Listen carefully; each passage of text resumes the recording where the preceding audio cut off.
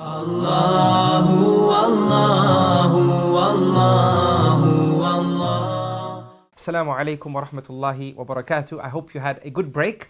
And in part 2 of this episode, we want to begin discussing after our mouth has salivated because of our introduction to the series in the company of Allah subhanahu wa ta'ala. So in this session we want to try and take a name bi'idhnillahi ta'ala. But just before that, just one more thing I want to share with you all, and that is the answer to the question, how do we know about Allah? How do we know about Allah subhanahu wa ta'ala? And the scholars say we know about Allah subhanahu wa ta'ala through this concept known as fitrah, which is the natural disposition, right? This fitrah. This essence that we were born upon. We know about Allah subhanahu wa ta'ala because before we went into the world of the womb of our mother, and before the soul became attached to our body, there was another world which we experienced, and that was known as the world of the souls, where all of us were in front of Allah subhanahu wa ta'ala. And we bore witness that Allah is our Rabb, right? So we don't remember the actual event, but this testimony that we bore was planted in the depths of our self, right? And this natural disposition and fitrah existed with us when we were born, and this made us know about Allah subhanahu wa ta'ala. However, this knowledge, as taught to us by our Prophet sallallahu alaihi wasallam, this knowledge of our fitrah becomes corrupted by environment. So the Prophet, peace be upon him, said that all of the children of Adam are born upon this fitrah, this Islam, this knowledge that Allah is the creator, the nourisher, the sustainer, the maker. This knowledge that there is a creator and nothing has come from nothing. Rather, everything has come from one creator, Allah subhanahu wa ta'ala. Nothing can never be something, even if the most intelligent person, or quote unquote, he thinks he's the most intelligent person on the face of this earth, say something like this, right? Something cannot come from nothing. So this fitrah knows, but it becomes polluted by our environments, as taught to us by the Prophet, peace be upon him. Thus, Allah subhanahu wa ta'ala, because He's merciful, right, to further focus us, right, amidst this confusion of our environment that spoils our fitrah, He sent prophets and He revealed books. Thus, we say that from the ways of knowing God Almighty is by looking into the revelation of God Almighty and the lessons taught to us by His prophets, alayhimus salatu wassalam. This is another way. The third way in which we know about God Almighty is by pondering, using this brain, this intellect that God Almighty gave us. We ponder over the creation of God Almighty. We ponder over it. And it has a profound effect on us. It has a profound effect on us. Right? Allah subhanahu wa ta'ala talks about those who use this intellect, because this is a gift from God Almighty to a human being. Allah Almighty says, إِنَّ فِي خَلْقِ السَّمَاوَاتِ وَالْأَرْضِ وَاخْتِلَافِ اللَّيْلِ وَالنَّهَارِ لَآيَاتٍ لِأُولِي الْأَلْبَابِ. Allah subhanahu wa ta'ala says, indeed, in the differences of the day and the night. Differences. What differences? Sometimes the night is long. Sometimes it's short. Sometimes it's bright because it has a full moon. And sometimes it's dark. Sometimes it's warm. And sometimes it's cold. Some nights are safe. And some nights are nights of war. In the differences of these nights and the differences of the day, the long day, the short day, the hot day, the cold day, the bright day, the dull day. And in the creation of the heavens and the creations of the earth are signs for who? For those of understanding, for those who use their intellect. God Almighty is telling us in this ayah, in the 4th juz, Allah is telling us that this intellect is a way for us to know about Allah subhanahu wa ta'ala.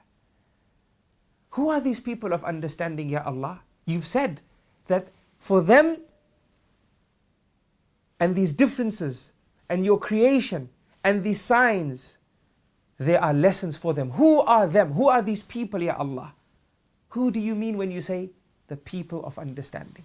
Allah describes them and says, الذين يذكرون الله قياما وقعودا وعلى جنوبهم ويتفكرون في خلق السماوات والأرض ربنا ما خلقت هذا باطلا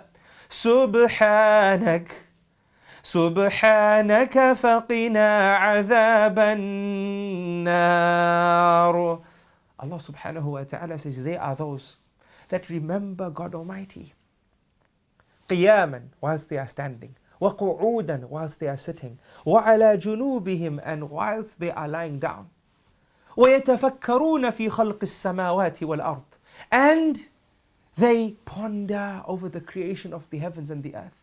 And all this together has a profound effect on them. They become overwhelmed and they exclaim and say, Oh, our Rabb, Rabbana. Remember this term Rabb because we're going to discuss it inshaAllah. مَا خَلَقْتَ هَذَا بَاطِلًا, surely you haven't created all this in play, without wisdom, for no reason. Surely not. Thus they supplicate and say, Glory be to you, O Allah, save us from the hellfire. Save us from the hellfire. So from the ways of knowing about God Almighty is pondering over this creation, over these giant mountains, over this mighty earth that is split and earthquakes happen, over the clouds that are heavy and move millions of miles from place to place, giving rain to barren land, causing that which is totally dead to come alive. Ponder over these things. That surely if rain can give life to dead, barren, hot land, then surely God Almighty can revive us after we enter into our graves. These are realizations that happen. This is how we know about God Almighty when we look at the creation of God Almighty. So, when we ponder over the creation, we learn about Allah. And what about learning about God from the revelation of Allah? Well, that is there too. For Allah subhanahu wa ta'ala introduces Himself in His book. Allah teaches us about Him in His book. Thus Allah subhanahu wa ta'ala says, Alif Lam Mim Ra تلك آيات الكتاب والذي أنزل إليك من ربك الحق ولكن أكثر الناس لا يؤمنون الله الذي رفع السماوات بغير عمد ترونها ثم استوى على العرش وسخر الشمس والقمر كل يجري لأجل مسمى يدبر الأمر يفصل الآيات لعلكم بلقاء ربكم توقنون. لا إله إلا الله. There is no one worthy of worship besides one Allah. Listen to what Allah subhanahu wa ta'ala says. He says, Alif Lam Mim Ra. Allah is He who raised the heavens without any pillars that you can see. Right? I'm just diving into the translation of the portion that matters for our discussion. Allah says, Allahu alladhi rafa'a as-samawati bighayri amadin tarawna. He says, Allah is He who raised the heavens without any pillars that you can see. Allah introduces Himself. That you see this sky. It's mighty. And mankind knows that there's no roof that can stand except that it needs pillars. Allah says, Allah has raised the heavens without any pillars that you can see.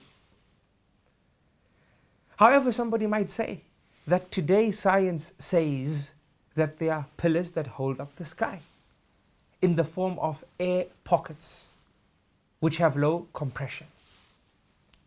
And they explain it in the form of an aircraft that travels through an air pocket and sinks. Why? Because of no compression. This happens. And that is why we are advised during a flight to always keep our seatbelts fastened, right? So in the event of an unexpected mishap, there's limited damage, right? So this is what we're talking about, air pockets. If somebody says that science has said that the sky is held up by pillars, then in response we say that Allah subhanahu wa ta'ala says that Allah has held up the skies without pillars that you can see. Without pillars that you can see. In other words, with pillars which you can't see, right? So, Allahu Akbar, right? It is Allah subhanahu wa ta'ala who has put this creation into being. And He introduces Himself subhanahu wa ta'ala as the one who has created the skies without pillars that you can see. And then He subhanahu wa ta'ala says, He rose above the throne in a manner that suits His majesty. He has subjected the sun and the moon to continue going round, each running its course for a term appointed. He regulates all affairs, explaining the ayat, the proofs, the evidences, the verses, the lessons, the signs, the revelations, and so on and so forth, in detail, that you may believe with certainty in the meeting with your Lord. I introduce you to Allah subhanahu wa ta'ala, with Allah subhanahu wa ta'ala's introduction. And I leave you to ponder over this ayah, O servants of Allah, and O children of Adam. Until next time, Assalamu alaikum wa rahmatullahi wa barakatuh. Allahu, Allahu, Allahu, Allah, Allahu, Allahu.